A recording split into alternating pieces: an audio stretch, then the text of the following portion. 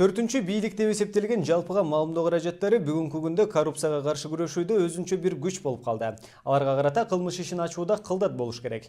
Бул туурасында бүгүн Өнүгүү Прогресс фракциясынын лидери Бакыт Төрөбаев билдирди. Аталган фракция бүгүн башкы прокуратуранын жылдык отчетун угуп канааттандырарлык деген баасым берди. Фракциянын бүгүнкү отурумунан кабарчыбыздын материалы.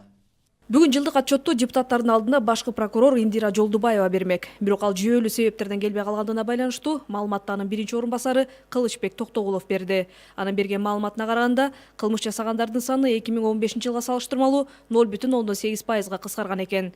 Жалпы 16 миңден ашык адам кылмыш жасаган болсо, алардын ичинде жазык жоопкерчилигине 13 миңден ашыгы тартылыптыр. Бул багытта прокуратура органдары тарабынан 9099 текшерүү жүргүзүлүп, алардын жыйынтыгы менен 14500дөн ашык прокурордук акт чара киргизүү болду. Отурумда Ички иштер министрлигинин маалыматтык борбору башкы прокуратуранын структурасына кире тургандыгы маалым болду. Башкы прокуратурага өткөрүп бергендиги бул жакшы, себеби bundan кийин так маалымат берилет да. Бир аз мындай МВД менен пикирлерибиз бир багытка келе элек. Жылдан жылга аймактарда айдоо аянттары кыскарып, жер сатуу багытында мыйзам бузуулар көп болуп жаткандыгы айтылды. Бир айыл өкмөт башчысы же аким жер маселеси боюнча иш козголуп, жоопкерчиликке тартылып, камалдыбы 2016 жылдын жыйынты боюнча? Мен сизге так маалыматты кошумча берип коеюн. Так 71 кылмыш козголгон.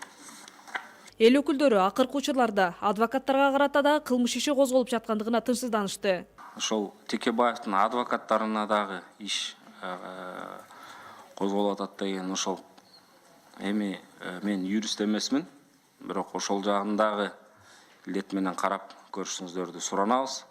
Эми ар бир жагдайды индивидуально карап көрүш керек. Эгерде кандайдыр бир чакырыктар мыйзамсыз же болбосо башка жарандардын же болбосо мамлекеттик органдардын бир аброюна шек келтире турган жалган мындай маалыматтар болсо, сөзсүз түрдө жооп бериш керек ал. Депутаттарды кызыктырган дагы бир суроо бул жалпыга маалымдоо каражаттарына козголуп жаткан кылмыш иштери дагы болду.